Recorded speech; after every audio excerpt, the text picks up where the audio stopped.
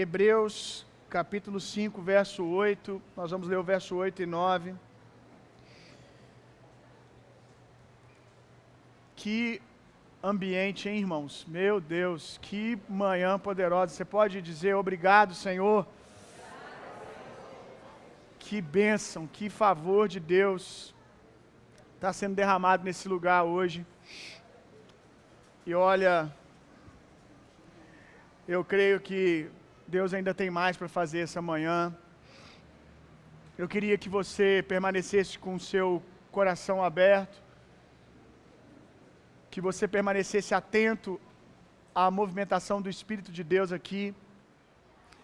Creio que muitos irmãos já receberam uma porção muito poderosa essa manhã, mas creio que há mais para Deus fazer na vida desses que já receberam, como creio também que o que Deus tem para essa manhã é para todos. Então, se você ainda não foi tocado, você vai ser em nome de Jesus. Talvez você não tenha percebido o que foi. Uma das coisas interessantes da presença da glória de Deus é que às vezes você está num ambiente da glória e você olha ao redor, tem um monte de gente tendo experiências naturais, sentindo, e às vezes você não está sentindo algo como as pessoas ao seu redor, não está chorando, não está sentindo o seu corpo tremer, o fogo do Espírito, não está tendo uma experiência natural, e aí você vai embora para casa, e durante a semana você percebe que a sua vida mudou. Às vezes, meses depois, vem o entendimento do seu coração que aquele dia você recebeu algo poderoso de Deus que mudou a sua rota. Eu já tive muitas experiências com Deus assim, que na hora eu não estava sentindo nada, mas convicto que Deus estava se movendo naquele lugar, porque eu estava vendo Deus fazer na vida dos irmãos. E eu mantive meu coração em gratidão a Deus, me alegrando com o que Deus estava fazendo na vida das pessoas, percebendo Deus ali, ao invés de entrar num lugar de murmuração. Porque Deus não está fazendo na minha vida, olha o outro sendo tocado. Não. Eu olhei para o lado e vi pessoas sendo tocadas e me alegrei com isso. Dei glória a Deus pelas canções que eu estava cantando, glória a Deus por aquilo que Deus já fez. E aí, de repente, passa os dias, coisas começam a acontecer na minha vida e o Espírito me mostra que foi naquele dia que Deus plantou sementes, porque eu permaneci em fé, porque eu permaneci crendo, porque fé é a capacidade que nós temos de responder a Deus, mesmo não sentindo. Fé não é sentimento, fé é convicção. E em convicção, sem sentir, nesses ambientes, nesses momentos, eu permaneci crendo, não, Deus está aqui, Ele está fazendo algo, inclusive em mim agora. É impossível estar nesse lugar exposto à presença de Deus e a minha vida não ser transformada. E depois, os frutos começam a nascer. Então, eu creio que essa manhã é uma manhã muito pontual para muita gente aqui.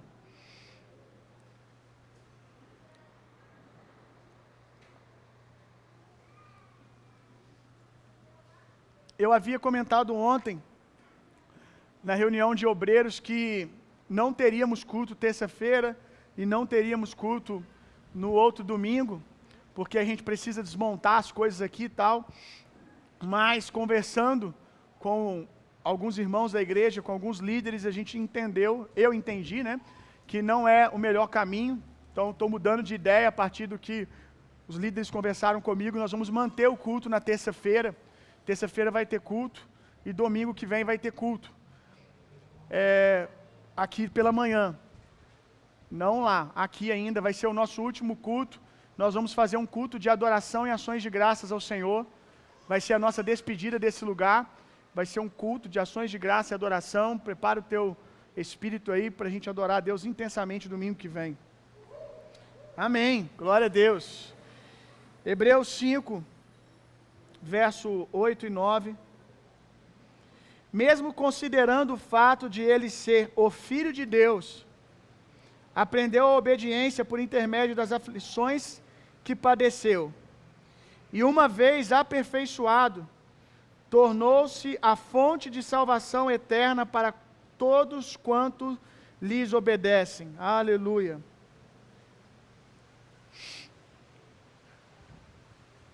Em momentos como esse, quando a nossa igreja entra em lugares intensos de adoração, quando eu vejo a nossa igreja sendo a igreja que Jesus sonhou que ela fosse, quando eu vejo vocês sendo o que vocês nasceram para ser, porque aquilo que vocês são no ambiente da adoração é o que vocês nasceram para ser o tempo todo. Amém? Eu sei que você muitas vezes é mais cheio de fé, mais crente, mais apaixonado, mais quebrantado no ambiente da adoração. Eu não acredito que você está sendo fake. Não, é que você está sendo o que você nasceu para ser. Às vezes nós saímos da frente do espelho e esquecemos a imagem que vemos. Às vezes a gente sai da frente do espelho da adoração, porque a Bíblia diz que nós nos tornamos semelhante a tudo aquilo que nós adoramos. Quando nós estamos aqui adorando ao Senhor, é Ele que nós estamos vendo. E aí nós nos tornamos igual a Ele. Nós vemos a imagem de quem Deus é e quem nós nascemos para ser. Mas aí às vezes acaba o culto com as coisas da vida, você se distrai um pouco e se perde nisso. Mas o que você é aqui na adoração é quem você realmente é. Porque aqui na adoração você, na maioria das vezes, está fluindo no Espírito. E você deveria andar no Espírito o tempo todo. Ainda que você não ande lá fora, é quem você é aqui que você é.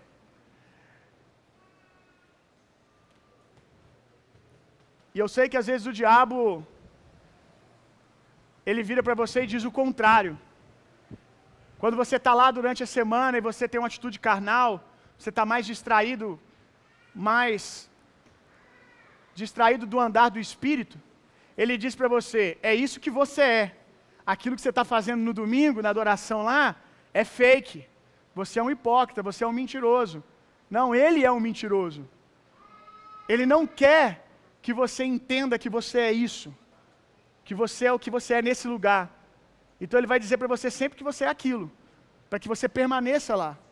O diabo sempre vai aproveitar dos seus momentos de distração, dos seus momentos aonde você peca, para dizer que você é o pecado. Foi isso que ele disse para Adão. Você é o que você fez agora, anulando tudo que Adão foi durante tanto tempo, cheio da natureza de Deus. Quando o diabo viu o pecado, quando o diabo conseguiu aquilo que ele queria, ele fez com que Adão se escondesse de Deus, dizendo para ele: você não é o que você era, alguém que andava com Deus, um amigo de Deus, você é isso aqui. E a vergonha tomou Adão e Adão se escondeu. E Adão se escondendo, ele jamais seria de novo o que ele nasceu para ser. Porque se escondendo ele não vê Deus. Se ele não se relaciona com Deus, ele vai se relacionar com aquela natureza do pecado e vai se tornar aquilo. Quanto mais tempo você passa com o pecado, por isso que você tem que ser rápido e se arrepender, amém, irmão? Porque quanto mais tempo você passa com o pecado, mais parecido você fica com ele. Quanto mais tempo você passa com o pecado, mais você olha para ele, você se torna semelhante a tudo aquilo que você adora. Quando você passa tempo com o pecado, você começa a entrar num lugar de idolatria, porque você começa a adorar as suas paixões, você começa a virar refém das suas paixões, e é isso que o diabo queria, mas ainda bem que nós temos um Deus gracioso. Enquanto Adão está se escondendo, caindo no truque do diabo, Deus está procurando Adão, para trazer Adão para perto, para cobri-lo com pele de animal, que nós acreditamos que era um cordeiro, apontando para Cristo. Deus está procurando Adão para cobrir a vergonha dele, para que ele pudesse permanecer na presença. Então você precisa entender que você é exatamente essa pessoa aqui. Se apegue mais ao que você tem ouvido de Deus do que aquilo que o diabo está dizendo. Por isso que quando a gente estava aqui com as mãos erguidas, eu disse: nós dizemos sim para todos os teus pensamentos sobre nós. Nós dizemos amém para os teus pensamentos, Senhor. É triste, mas a gente passa a semana toda dizendo amém para os pensamentos do diabo. E aí você chega no culto, sempre tem que chegar aqui, fazer uma caminhada de meia hora para você chegar no lugar da presença. Porque você chega aqui acreditando em tudo que o diabo disse. E aí Deus tem que começar a pregar para você que você pode, para você acreditar que pode, para aí você receber. Quando na verdade você deveria chegar aqui dizendo: eu posso, eu preciso de salvação. Eu preciso do favor de Deus. Pare de acreditar nessa ideia do diabo.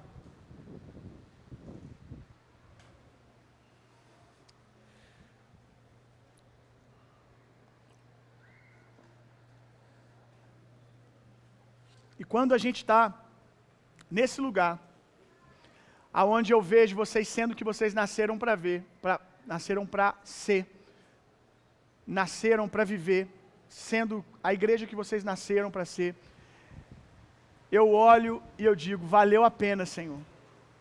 Valeu a pena. Valeu a pena morrer todas as vezes que foi necessário. Valeu a pena aceitar todos os lugares de pressão que o Senhor me colocou. Valeu a pena não abortar nos momentos de dor. Valeu a pena não desistir na hora que o Senhor estava permitindo que situações me esticassem. Valeu a pena o tempo atrás das malhadas. Valeu a pena cada ofensa. Valeu a pena cada humilhação. Valeu a pena dizer não para os desejos da mocidade. Valeu a pena, Jesus, vir para o Senhor depois de errar.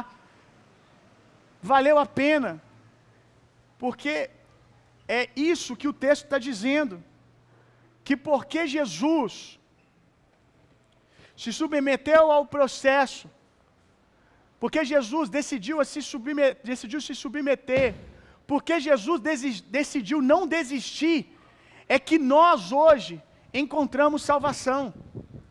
Ele é o nosso sumo sacerdote, aquele que venceu, que foi tentado em tudo, mas permaneceu, capaz de nos santificar por inteiro, porque ele não abortou os processos. Por isso ele é salvador daqueles que lhe obedecem. E dado as devidas proporções, você vai trazer salvação para as pessoas. Você vai trazer cura para as pessoas. Milhares de pessoas serão favorecidas através do seu processo. Quando Jesus está no Getsêmani e ele diz: Senhor, ao olhar aquilo que lhe aguardava, o desconforto que lhe aguardava, ele disse: Senhor, se possível, afasta de mim esse cálice. Mas ele disse que sobretudo seja feita a sua vontade.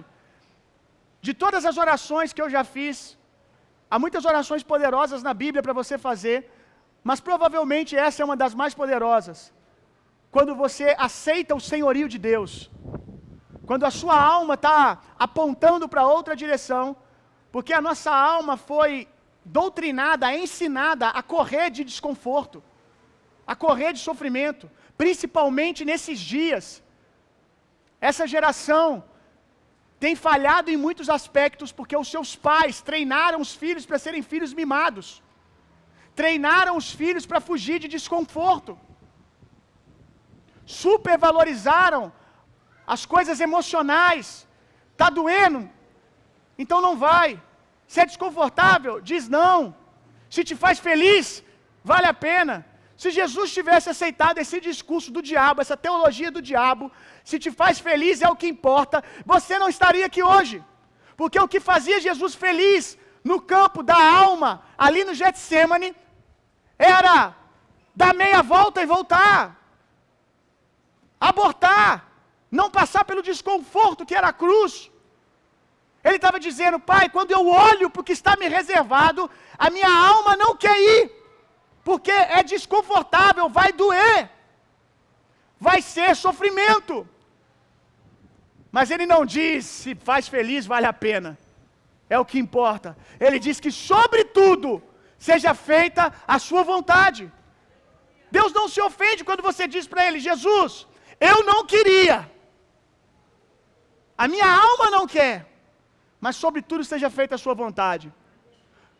Isso não ofende a Deus você dizer que está doendo ou que você sabe que vai doer. O que ofende a Deus é você não crer que Ele é bálsamo de cura o suficiente para você passar por isso tudo e olhar para trás e dizer, valeu a pena. O que ofende a Deus é a sua incredulidade. É você realmente achar que para o lugar que Deus está te convidando, você vai morrer e não vai resistir. Deus sabe o que está fazendo. Confia no Senhor. Ele sabe o que é melhor para você. Jesus decidiu confiar na opinião de Deus.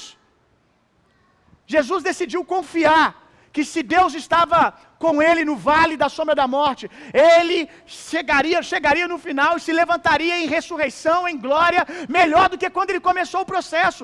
Jesus decidiu confiar na bondade de Deus, no poder de Deus. E vocês precisam aprender a confiar nesse poder. Muitas rotas que Deus aponta para a gente não faz sentido. Não vai fazer sentido mesmo para a sua alma, porque vai ser desconfortável. Porque o que o Evangelho quer fazer e o que você precisa é a morte. É morrer mesmo.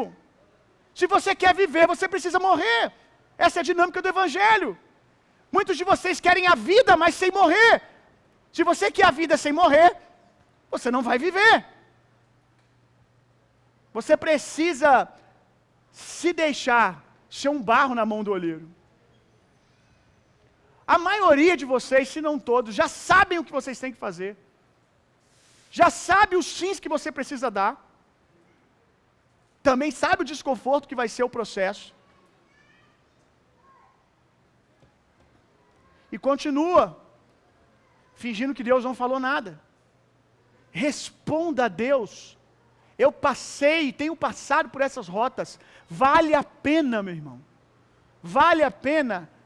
Nada se compara com você olhar e descobrir que salvação jorra de você, que pessoas comem da sua vida, que pessoas usufruem daquilo que você carrega, que pessoas são transformadas pelo seu sim, pelo seu amém. Nada se compara com o prazer de ver que você está participando da obra de redenção na vida de alguém, que você está mudando a eternidade de alguém. É muito bom ver o resultado na sua vida, é maravilhoso, mas eu lhe asseguro que por melhor que seja você ver as promessas de Deus se cumprindo na sua vida, você ter coisas, você ter uma família legal, você ter uma família incrível, você conquistar coisas, porque você respondeu a Deus, presentes que Deus te dá físicos, emocionais, isso é muito bom, mas nada se compara, nenhum lugar é tão incrível quando como você olhar para o lado e ver o que a sua vida é capaz de fazer nas mãos de Deus.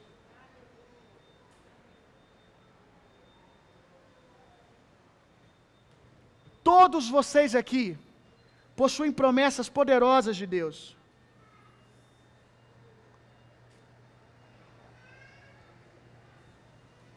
Todo filho de Deus tem uma herança. Todo filho de Deus tem uma herança. Mas o usufruir da herança é para os filhos maduros.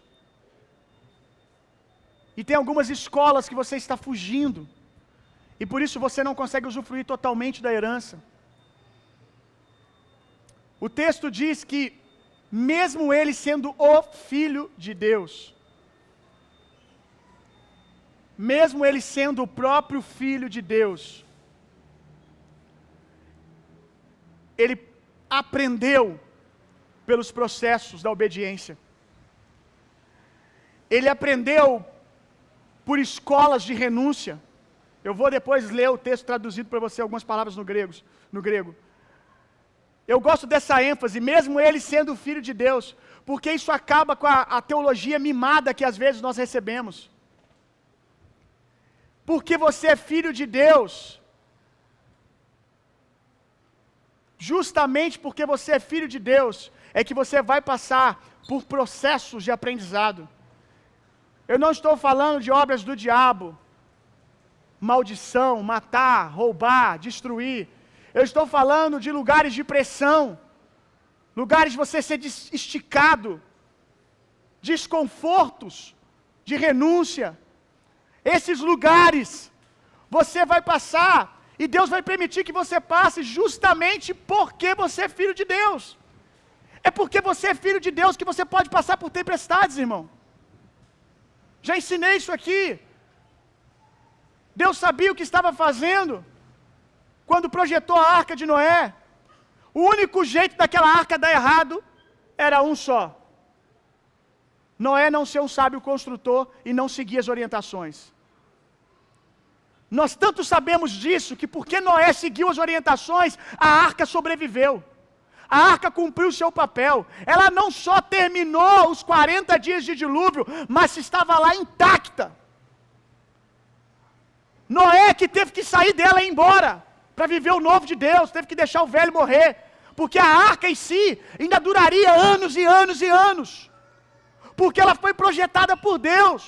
O único jeito de dar errado, de você sucumbir nos processos da vida, é você não seguir as orientações do arquiteto.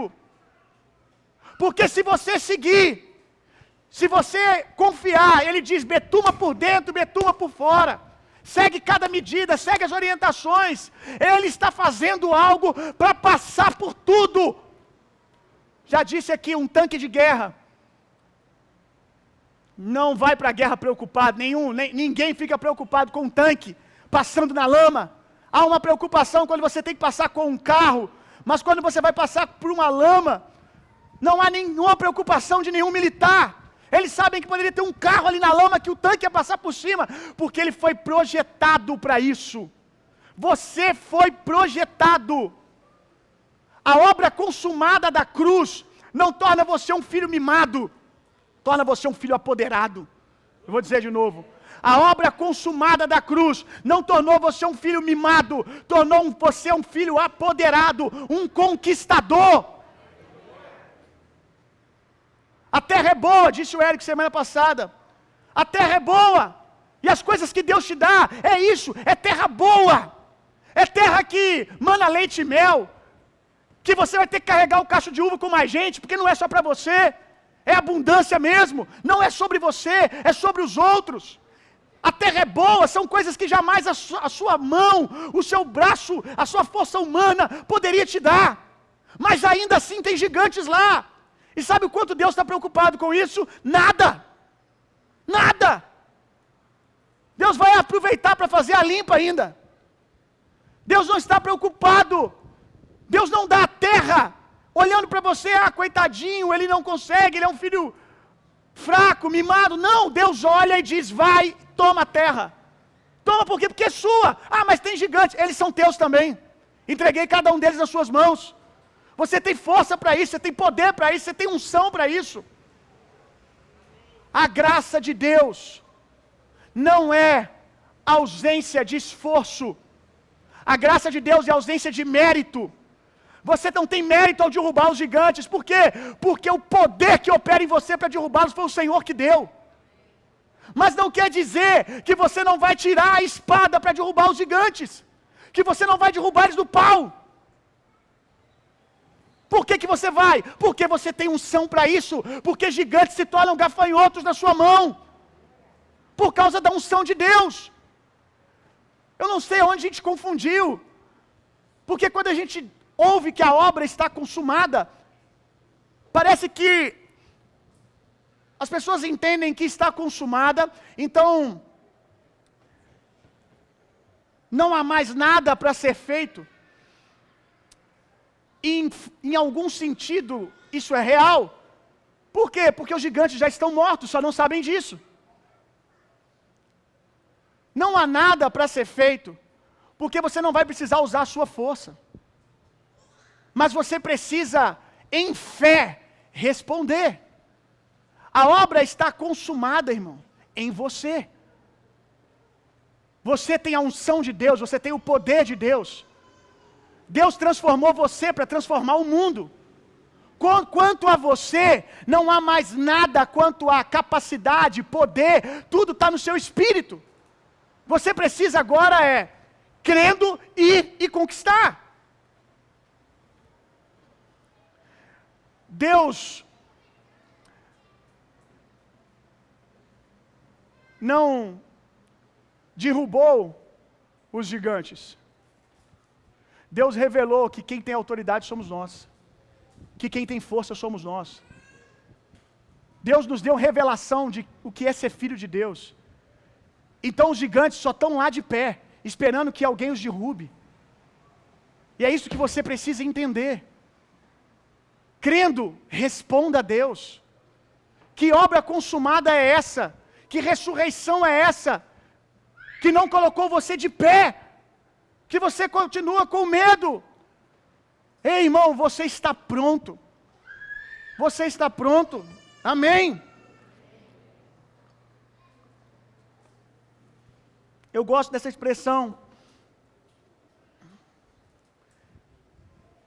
Mesmo sendo filho, porque mesmo ele sendo filho de Deus, na verdade, porque era, como eu disse, o filho de Deus, é que ele era capaz de fazer tudo aquilo que ele fez, de dizer não para tudo que ele precisava dizer não, de dizer sim para tudo aquilo que ele precisava dizer sim.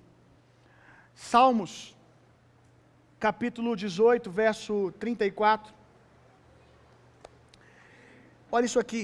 Exercita, treina minhas mãos para a batalha e fortalece os meus braços para verguer o arco de bronze. Homens normais podem verguer, podem puxar e conseguir trazer arcos de madeira com facilidade, talvez com muito treino. Mas aqui diz: me dá força para puxar o arco de bronze, para fazer do bronze um arco nas minhas mãos. É esse lugar que a unção de Deus quer trabalhar. Eu creio, irmãos, que a presença de Deus é um quartel onde nós estamos sendo treinados para conquistar. Salmos 144, verso 1. Bendito seja o Senhor, minha rocha, que adestra as minhas mãos para a guerra, meus dedos para a batalha. Olha isso aqui. Bendito seja o Senhor, minha rocha, que adestra minhas mãos para a guerra, meus dedos para a batalha.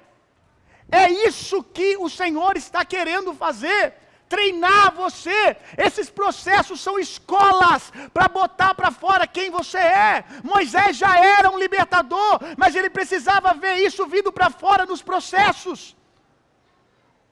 Davi nasceu para ser rei, nasceu para ser um conquistador. Eis que, diz o Senhor ao profeta, te constituí profeta quando você ainda estava no ventre da sua mãe. O que você nasceu para fazer, você nasceu para fazer. Você já nasceu com essa chamada, com essa convocação. Agora você precisa passar por lugares aonde isso vai ser despertado. Mesmo sendo filho de Deus, porque era filho de Deus, o Espírito convidou ao deserto. Não passava na mente de Deus que Jesus não iria vencer o deserto. Não concebe na mente de Deus a ideia de que você não vai chegar do outro lado. Porque Ele sabe quem Ele está chamando, Ele sabe quem é a natureza que está em você. É você que precisa saber. É você que precisa confiar nas rotas, nas medidas, e responder ao Senhor. O Senhor o convidou ao deserto para que isso fosse um testemunho, para que ele saísse dali com esse testemunho, sabendo o quanto ele era filho de Deus, o que ele carregava. E você precisa entrar nesses lugares para construir a sua autoridade, para construir a sua convicção. Talvez você ainda acha que você é o que as pessoas disseram para você, porque você ainda não topou entrar nos lugares aonde o natural jamais poderia sobreviver, e você saberia o quanto de Deus você é.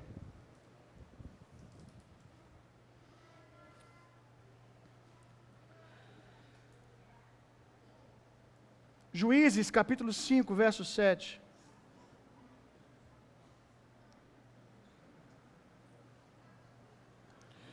Juízes, capítulo 5, verso 7, diz assim.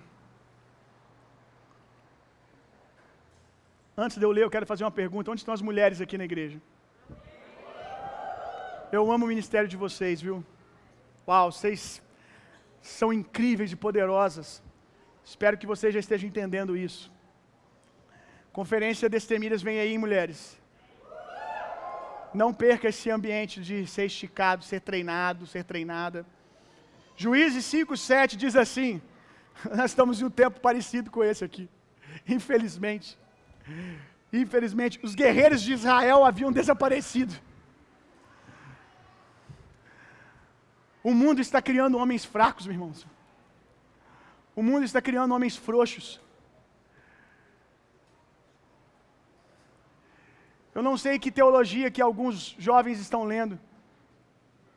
Não sei, porque quando a gente vai para a obra da igreja, 80% das pessoas que trabalham lá são mulheres. Eu não sei. E quando alguém me diz, que toda hora chega alguém, Bill, você já reparou como é que as mulheres são um tanque? Mulher pendurada no alto, no andaime, pintando. E homem perguntando se não tem um negócio mais simples para fazer. Não estou zoando, tá? É sério. E aí, direto chega alguém e fala assim, Bill, você já reparou o tanto de homem que tem, tanto de mulher que tem aqui, a falta que tem de homem? Aí eu digo para eles, eu quero acreditar que eles estão trabalhando. Todos eles estão assim, virando noite, provendo, buscando para suas famílias, para que as mulheres possam estar aqui servindo por eles. É claro que eu estou profetizando, né? Eu sei que muitos, alguns, né, melhor dizendo, estão mesmo. E detalhe, né, mulheres que trabalham durante o dia também, depois à noite vão para lá. Os guerreiros de Israel haviam desaparecido. Olha, meninos, vocês precisam ser mais homens se vocês querem mulheres de verdade, hein? Vocês precisam ser mais homens, porque é engraçado que eu vejo as orações de vocês relatam para mim como vocês oram. Jesus, me dá uma mulher de Deus. Você acha que uma mulher de Deus vai querer um menino? Se ela quiser um menino, ela não é uma mulher, ela é uma outra menina. Que tipo de sinal você, homem, está emitindo para que uma mulher confie em você? Para que esse tipo de mulher que sobe em andaime queira confiar em você? Os guerreiros de Israel haviam desaparecido. Onde estão os guerreiros de Israel aqui? Amém. Homens, vamos lá. Não. Vamos fazer um Raul, vamos lá. Não, essa latida de capivara aí não. Eu descobri ontem que capivara late, gente. Que assustador, gente. Capivara late. Quem não sabia que capivara late igual cachorro, levanta a mão. Nossa, que revelação, gente. Estou mudando a vida de vocês. Eu fiquei de cara ontem. Late e morde igual cachorro. É sério. Late igual o Logan, meu cachorro. Não é igual o pincher, não. Late igual o pitbull, filho. O negócio é estranho. E eu estou me sentindo menos ofendido, porque 90% da igreja não sabe. A igreja também é biologia, é cultura. Late e morde. Não dá mole com aquelas capivaras lá que nós vamos estar assim com elas agora. Ó. Pertinho. E esse, a não ser que você esteja assim no ápice do que é ser filho de Deus, onde a criação vai submeter a você, vai devagar.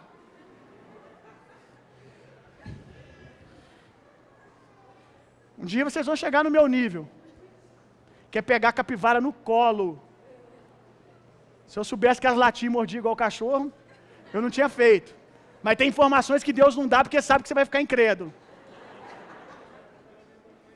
Já peguei uma capivara ali, irmão, no colo.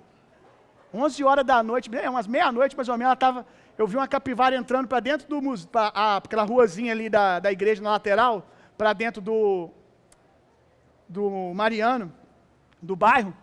E aí eu fui tentar tocar a capivara.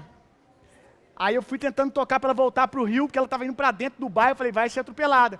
Aí eu comecei a tocar, rapaz, a bicha, quanto mais eu tocava, mais ela entrava para dentro do bairro. Parei o carro com a Natália, ficou no carro, não sei mais, acho que tinha alguém com a gente. E aí eu fui lá tocar a capivara, e não dava certo. Em algum momento eu consegui fazer ela começar a voltar. Eu falei, glória a Deus, ela vai voltar para o rio. Aí quando ela chegou assim, para atravessar a rua, ela virou à esquerda e entrou lá dentro do banheiro do posto de gasolina do Bonitão. Aí entrou dentro do banheiro, eu falei, meu Deus do céu, cara. É um abismo puxando o outro. agora a situação está pior. Eu comecei, eu vou ter que resolver. E os caras do posto olhando, o cara tocando a capivara, eu tentei ligar para a polícia florestal, bombeiro, e eles falaram que não tinha patrulha disponível naquele momento. Claro que tinha, estava tudo dormindo. Aí eu peguei, ela entrou dentro do posto, aí eu vi um carro da polícia passando, fui lá no meio da rua, mandei o carro parar, falei assim, moço, eu devia estar pensando, o que esse cara está parando no meio da rua, deve ser algo muito sério, né? Aí na hora que eles pararam, assustado, eu falei, então, tem como vocês pararem o trânsito aqui? Porque tem uma capivara ali dentro do posto, e eu tenho que trazer ela aqui para o rio. Eu acho que eles não estavam acreditando que aquilo estava acontecendo e embarcaram. Aí pararam a via e falaram, pode ir lá. Tentava tocar a capivara e ela não saía do banheiro. Eu falei, então é agora. Terno de pastor serve para expulsar demônio, para derrubar no espírito, para pegar a capivara. Tirei o terno aquele dia. Por isso que eu falo na Jesus School, tem que usar roupa social. Tem que usar terno. Uma hora você pode precisar da capa.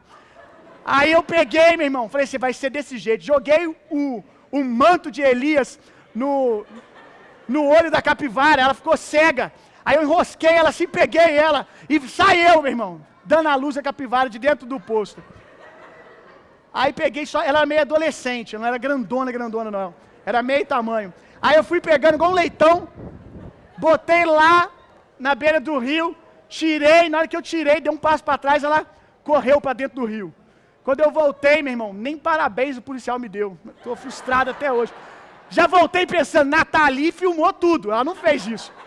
Amanhã eu quero botar isso aqui, eu vou brilhar no JF Depressão, meu irmão.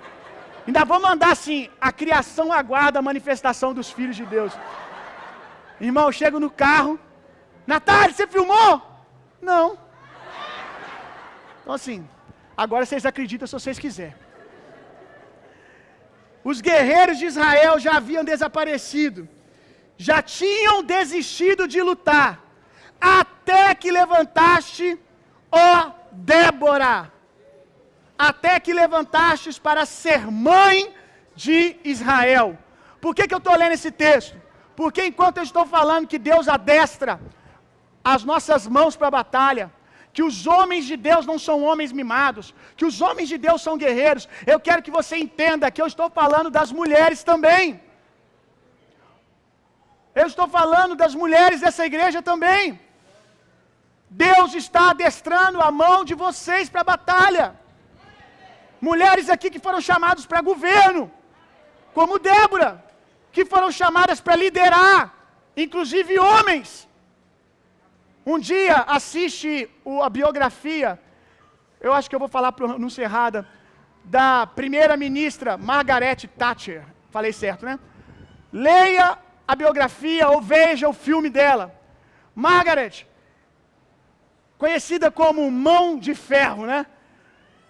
Devido à imagem que ela passava como primeira-ministra, de firmeza, de dureza, de ser uma mulher íntegra, reta, firme nas suas convicções. E aí na biografia dela você vê que Margaret, na frente dos ministros homens, quando ela tinha uma convicção, vamos nessa rota, é uma Débora, vamos, vai ser desse jeito, cheia de conhecimento, cheia de autoridade, mas quando chegava em casa, a biografia dela mostra ela servindo ao seu esposo, servindo aos seus filhos. Entre uma reunião de primeira-ministra e outra, não sei o quanto isso vai ofender algumas aqui, aí é problema seu.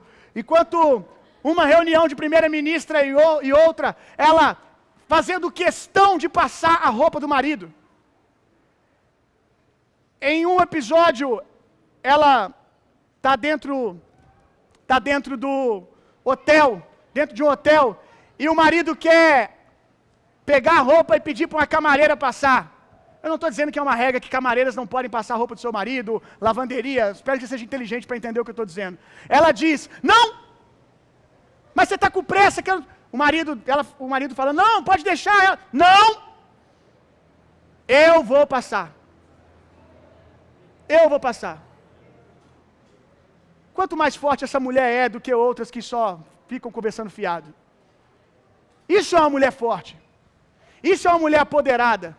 Isso realmente é uma mulher que merecia ser mencionada, mas não é, porque não abraça as filosofias que precisa abraçar para poder ser pop hoje. Mas voltando ao assunto, para você continuar gostando de mim, é esse tipo de mulher que Deus está esperando. Mulheres guerreiras, apoderadas em Deus. Deus está adestrando vocês para a batalha nesse lugar aqui, mulheres. Mulher de Provérbios, que administra bem o lar, que cuida bem do marido e dos filhos, mas também, quando precisa, administra a fazenda e faz negócios. Amém? Essa é a Bíblia que alguns querem chamar de Bíblia machista. Devem estar lendo outra coisa. 2 Timóteo 2, verso 3.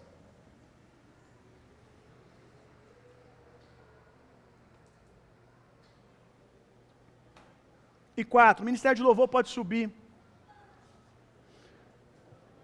Para a gente enganar eles. Sobe aí.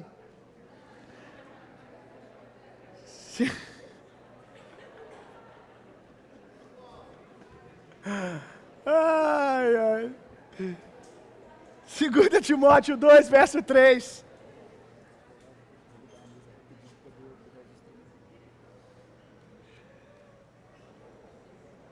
Pode desligar, eu falo no gogó aqui. Tá me tirando? Isso aqui é gogó de praça, rapaz. 2 Timóteo, vamos desligar, você vai me ouvir aí. Ah, não, se desligar, arrebenta você aí, né, Ronald? Então liga de novo lá. Agora só vou poder pregar então. Pode agora? Já deu? Sinto que é de Deus vocês orarem. Amém? Todo mundo em espírito de oração aí. Estou sentindo a direção que é a hora da gente orar.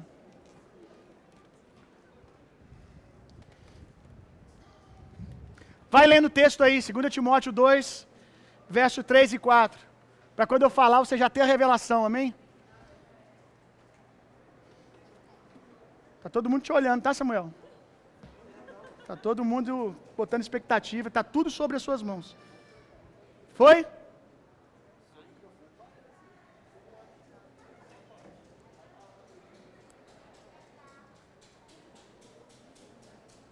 Segunda Timóteo, podemos ir, Ronald?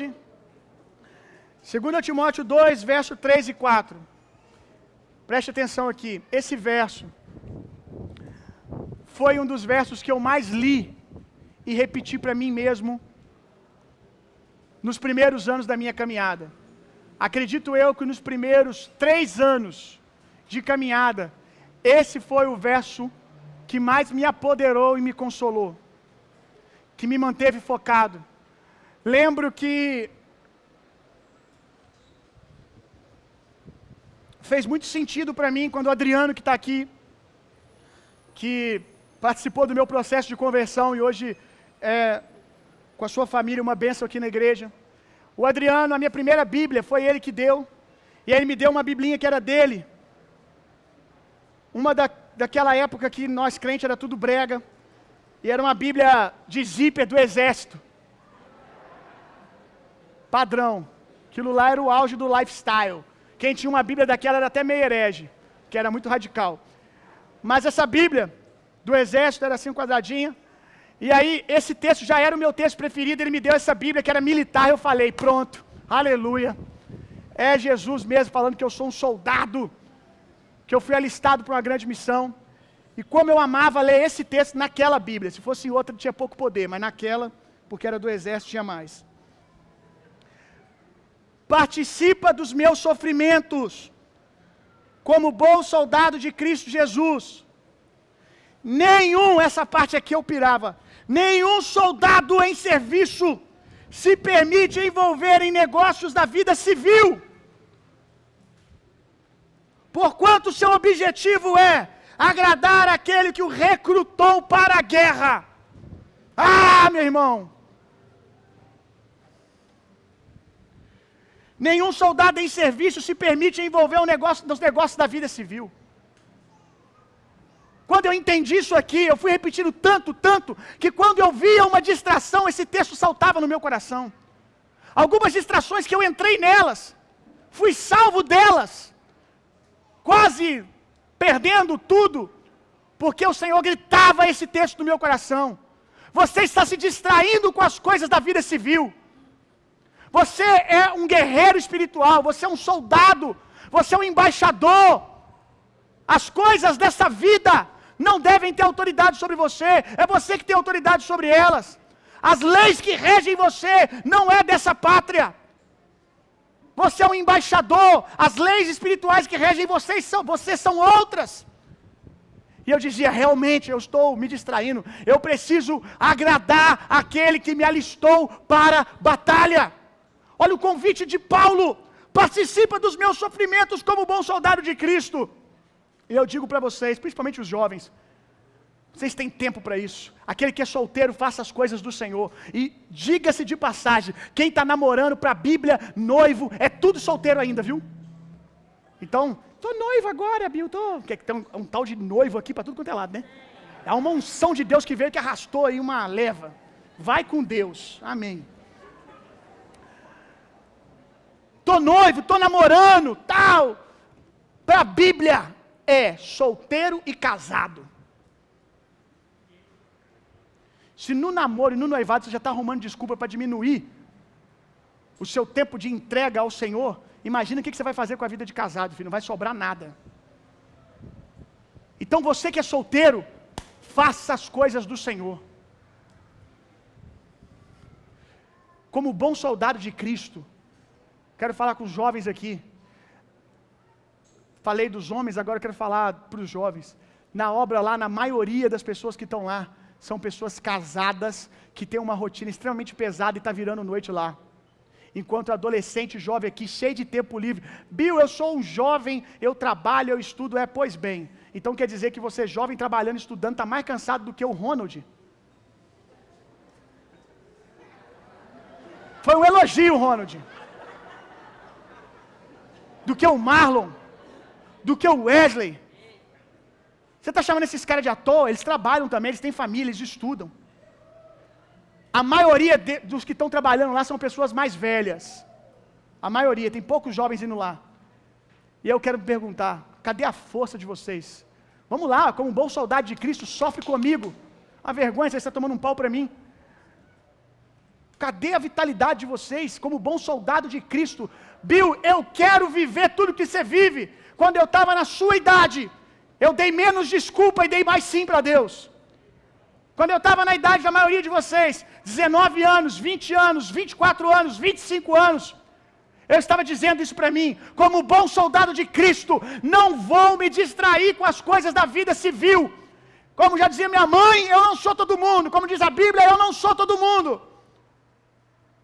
Eu estava decidido a sofrer como bom soldado de Cristo, o que os homens, os Moisés que estavam na minha frente estavam sofrendo. Eu olhava para homens que eram figuras de Moisés na minha vida e dizia, eu quero deitar água na mão desses caras, eu quero servir eles, eu não posso perder para o meu pastor que já está careca, já barrigudo, cansado, eu não posso perder. Daqui uns dias o pastor Osman vai estar pregando aqui, já estou marcando com ele, vai vir aqui falar na nossa igreja, que foi meu primeiro pastor, e vocês não falam para ele que eu falei isso aqui, hein? Não fala. Eu não posso perder para esse homem.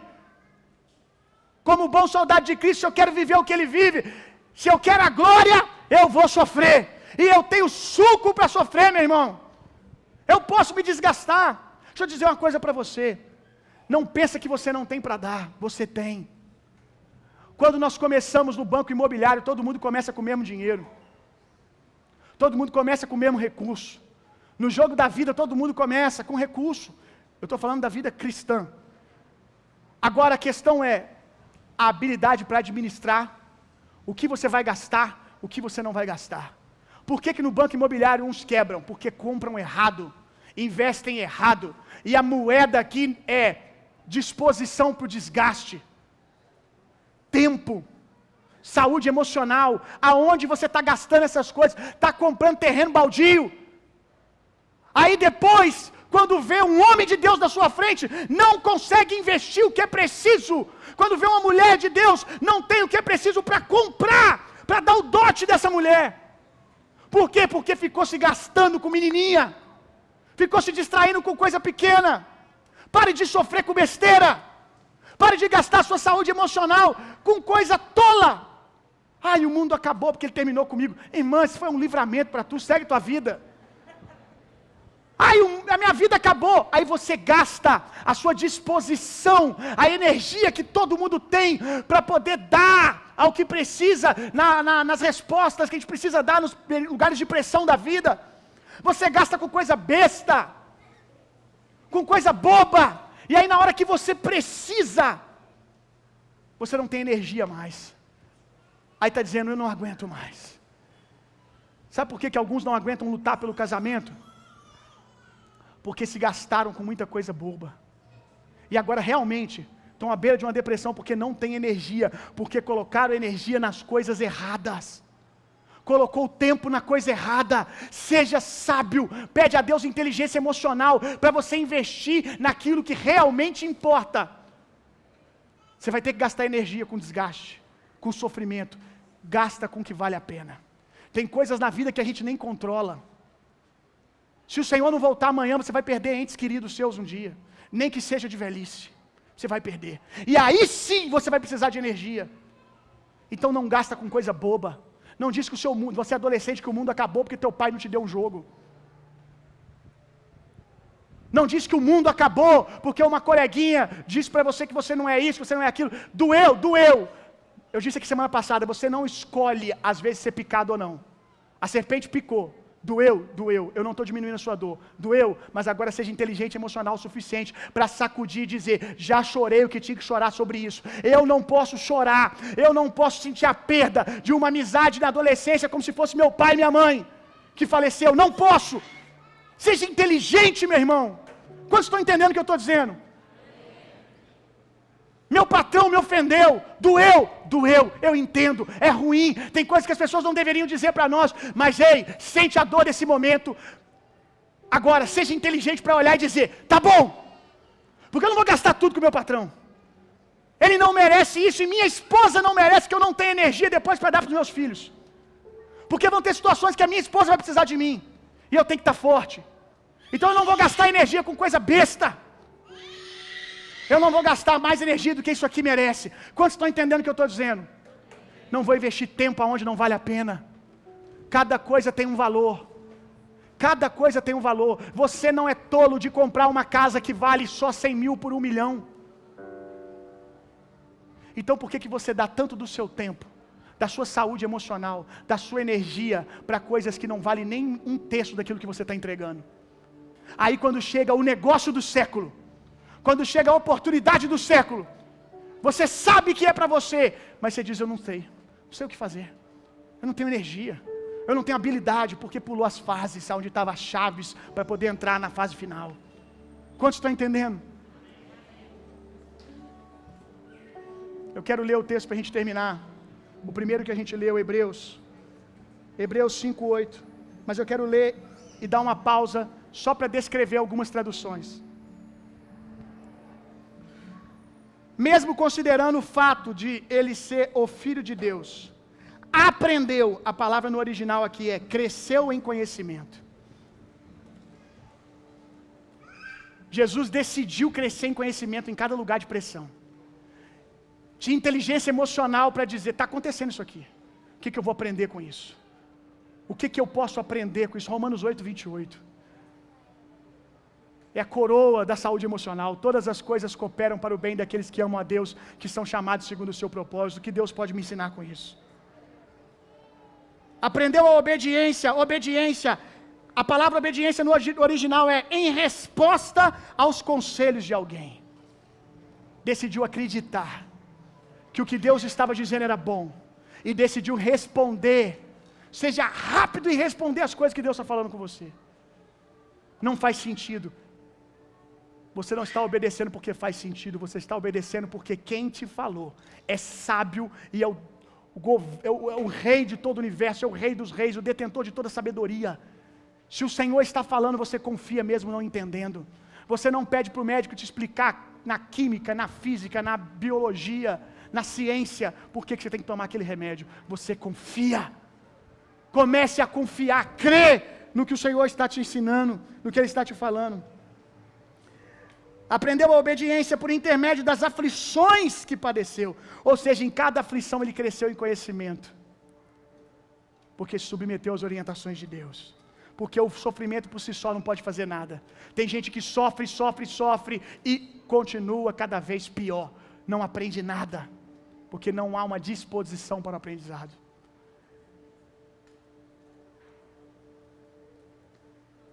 E uma vez aperfeiçoado, olha isso aqui, e uma vez aperfeiçoado, a palavra aperfeiçoado, levar até o fim, acrescentar o que está faltando, completo.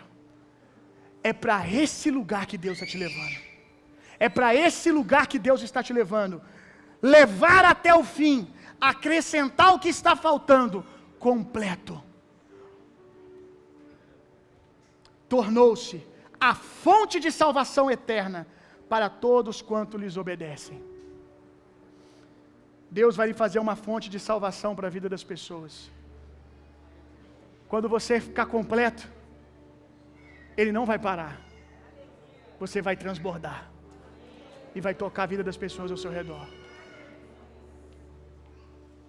Responda a Deus, meu irmão.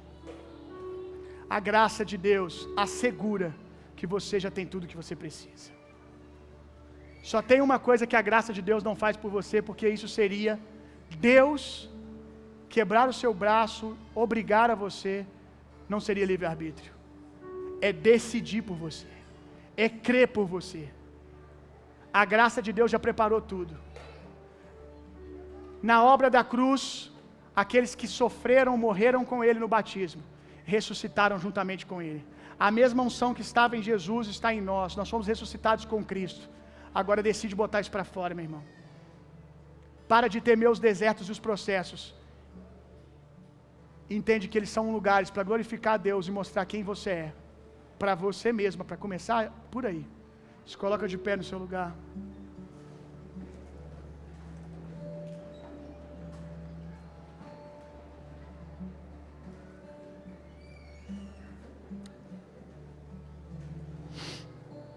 Aleluia. Você pode, enquanto nós vamos adorar o Senhor, preparar a sua oferta para a gente ganhar um pouco de tempo. Prepare o seu melhor. Nós estamos em um tempo que precisamos ter intencionalidade, precisamos ter compreensão do que estamos vivendo. Tem uma multidão de pessoas chegando. Olha, eu queria que o louvor cantasse a música do Morada, que a gente cantou. Por que essa música? Por que essa música? Porque há 2 anos atrás, quem está aqui desde esse tempo vai lembrar. Na virada do ano, há 2 anos atrás, no dia da virada, no dia 31, eu estava no carro, com a minha esposa, com o meu filho, e de repente tocou essa música. Estava escutando Morada, eu acho, não sei se tocou na rádio. Não, foi no celular da Natália. Na playlist tocou essa música. Meu Deus, eu recebi uma unção tão forte aquele dia, que eu chorei de desfalecer dirigindo, ao ponto da Natália perguntar se estava bem, se não era melhor parar o carro. E eu não conseguia controlar.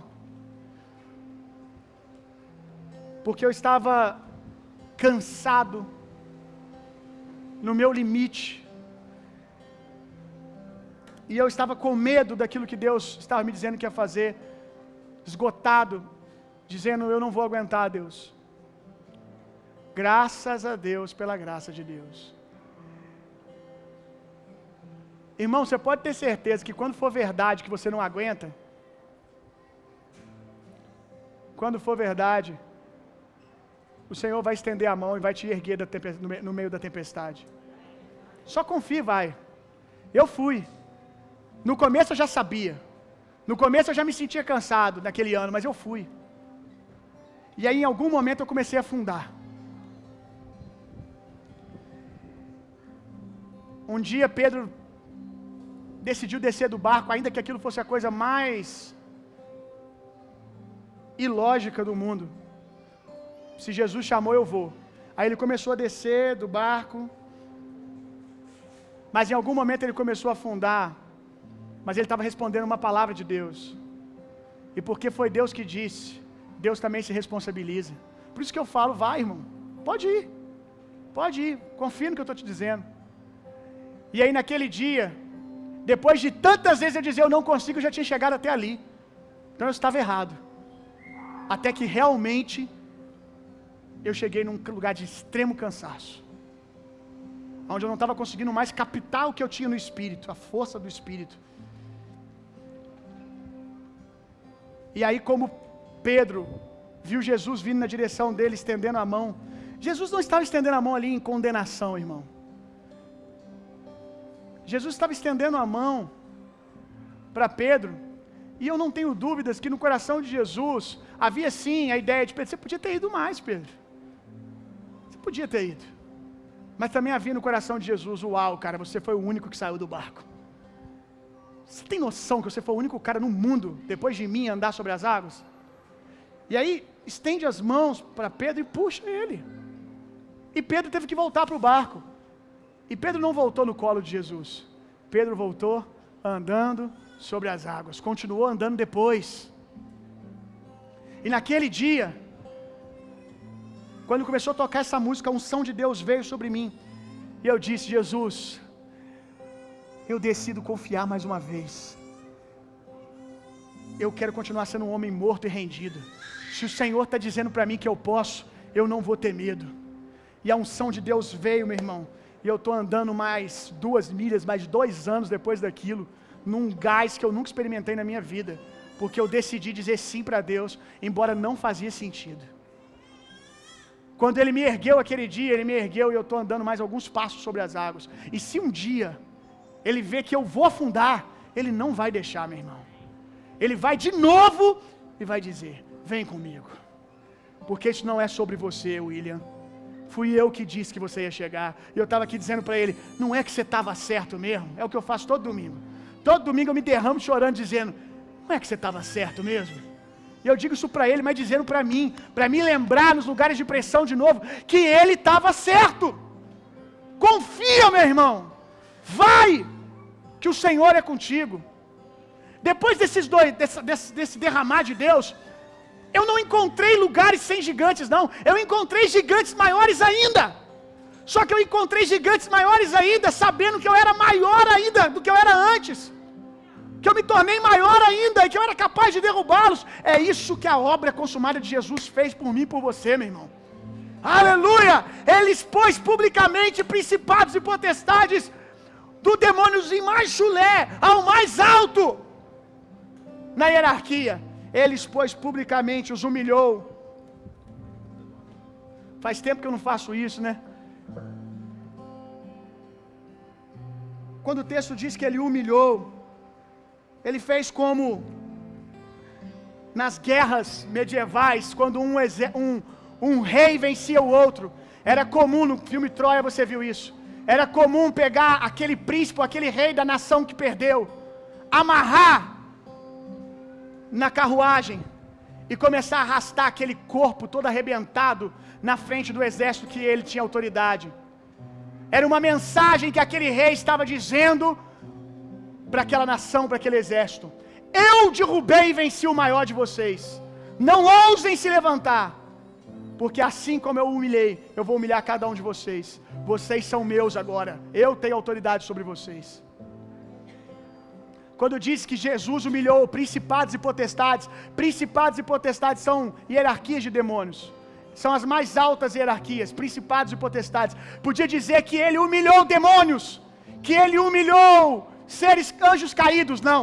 Faz questão de dizer a hierarquia. Ele humilhou principados e potestades, os expôs publicamente. Sabe o que é isso? Para facilitar, Jesus foi lá e pegou no colarinho Satanás. Talvez ali mais uns 2, Beelzebu, e tem crente aí que eu não tenho patente para Beelzebu, patente a Beelzebu tem que ser apóstolo. Medo de Beelzebu, aí tem os outros nomes lá. Leviatã. Leviatã pode ser grande na vida de outra pessoa, na sua é peixinho, lambari de aquário, meu irmão. Pegou e saiu puxando. Esses grandões que atemorizavam, Jesus pegou, isso é literal. Jesus está falando algo que literalmente aconteceu no mundo espiritual. Ele foi lá no mundo dos mortos, pegou pelo colarinho e saiu puxando na frente dos outros demônios, dizendo: cadê a força de vocês? Olha o que eu fiz. com aqueles que diziam ser os maiores, principados e potestades. Eu os exponho eles publicamente. E muitas vezes nessas nações que aconteciam isso, havia povo escravizado. E o povo escravizado por aquela nação que tinha medo de ir embora, quando via o rei daquela nação humilhado, já sabia: somos livres, podemos ir embora. Agora nós somos servos desse rei que venceu. E que bom que quem venceu não foi um outro ditador, um rei ruim. Quem venceu foi o Rei dos Reis. Ele venceu, meu irmão. E ele estava dizendo para quem era escravo: eu e você, olha o que eu estou fazendo com quem escravizava vocês. Vocês são livres. Vocês são maiores. Eles estão agora debaixo dos seus pés. Essa é a autoridade da igreja triunfante, meu irmão. Confia.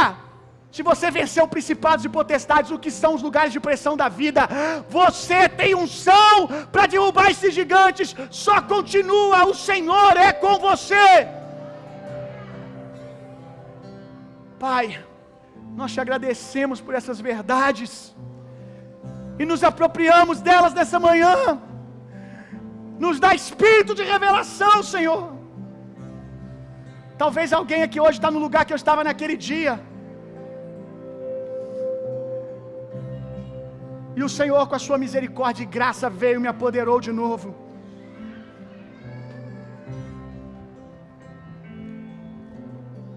Aleluia. As pessoas vão dizer: foi um homem falho, cheio de limitações, uma mulher com limitações, nas mãos de Deus, que Ele usou para mudar a história da nossa família. Seus netos vão dizer: nós tememos ao Senhor, porque um dia um homem decidiu dizer amém para Deus. A história vai contar sobre uma igreja com pessoas com limitações, que erram, que falham, mas que decidiram dizer sim para Deus, que transformaram, que sacudiram a história de uma cidade. E tem que ser assim, para que renda a glória a Deus. As pessoas não vão dizer que era um Bill perfeito, não vão dizer que era um Daniel perfeito, que elas digam que eram homens quebrados, rendidos a Deus, porque isso vai dizer para elas: vocês podem também. Aleluia! Aleluia! Cair dói, tem coisas que machucam mesmo. Ontem meu filho caiu de boca no chão, e aí ele chorou, e eu peguei ele no colo, abracei. E dói na gente. E eu abracei ele forte, fiquei dizendo: meu filho, confia no papai, vai passar. Tá doendo, mas isso aí vai passar. Daqui a pouco você tá brincando de novo, o pai sabe que tá doendo. E aí ele chorou comigo. Fui lá lavar a boca dele, ele não quer lavar. Falei: confia no pai, que é assim que resolve. Bota água na boca. Quando acabou, ele querendo continuar chorando, eu disse para ele: filho, agora é hora da gente brincar. Agora é hora da gente continuar. Doeu, mas não pode roubar o próximo momento nosso. Nós vamos se divertir agora. Agora nós vamos continuar brincando. Ele olhou para mim, botei ele no colo, ficou inseguro 1, 2 vezes, chutei a bola e ele foi correndo. É isso que Deus faz, é isso que Deus quer fazer com você. Ele é o Deus que chora com você, mas Ele também é o Deus que tem hora que chega e fala assim: vamos. E eu não disse isso porque eu sou mau, eu disse isso porque eu sei que aquilo não era suficiente para pará-lo. Eu fiz isso porque eu sei que aquilo não tinha autoridade para pará-lo, que a dor ia sumir numa questão de tempo. Confia no seu pai, confia em Deus. Se Deus está dizendo: vamos, levanta, chegou a hora, levanta e vai. O Tito foi brincar com a boca sangrando ainda, mas foi. Vai, meu irmão, vai, porque valeu a pena ele olhar para trás e ver que ele perdeu o time que aquele momento merecia. Chorou o que tinha que chorar, mas aquilo não roubou nada dele mais do que devia. Aliás, não roubou nada, absolutamente nada, porque ele soube responder à voz de Deus. No caso da minha vida, responda à voz de Deus, meu irmão. Confia no Senhor. Levanta, ergue-te e eu falarei contigo, diz o Senhor. Eu sou contigo. Aleluia. Aleluia. Aleluia. Obrigado, Jesus.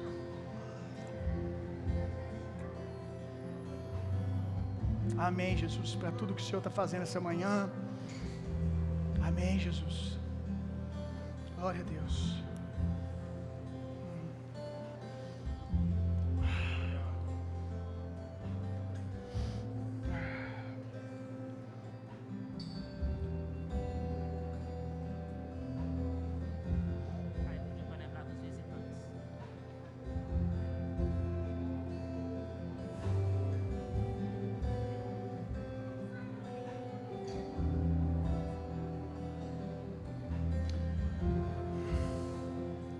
Primeira Reis 1:50, eu estou com esse texto no coração hoje. Adonias, temendo Salomão, levantou-se, foi e se agarrou nos chifres do altar. Quando Salomão viu que Adonias, que fugia dele, quando ele ficou sabendo, na verdade, que Adonias agarrou na ponta do altar e clamou por misericórdia, o rei Salomão ordenou que alguns soldados fossem até ele e o fizessem descer do altar. E Adonias foi trazido à presença do rei, curvou-se solenemente diante da majestade de Salomão e lhe ordenou: vá em paz para a tua casa.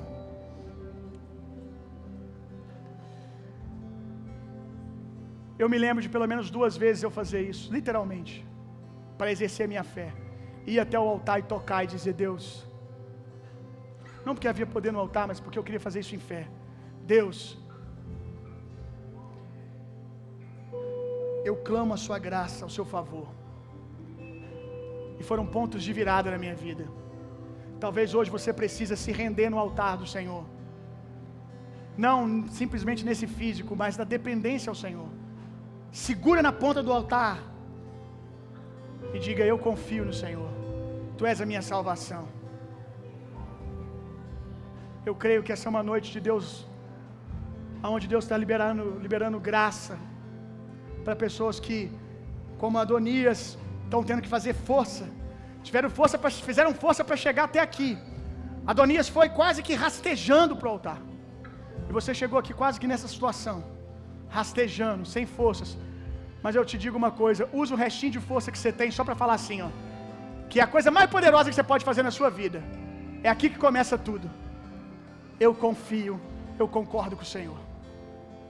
Em vez de usar força para tentar tirar a espada, fazer do seu jeito, coloca na ponta do altar suas mãos e fala: Senhor, eu decido confiar na sua misericórdia, na sua salvação. E você vai ver o que o Senhor vai fazer. Sai daqui hoje com as suas mãos agarradas no altar do Senhor, dizendo: a minha vida é sua, Senhor. Agarrado como tudo que eu tenho é o Senhor. Ah, que lugares poderosos quando eu cheguei nesse lugar, no fim de mim mesmo, onde eu agarrei na ponta do altar, eu disse: Senhor, eu preciso de Ti. Uau, coisas extraordinárias aconteceram depois disso. Faça isso, meu irmão. Aleluia.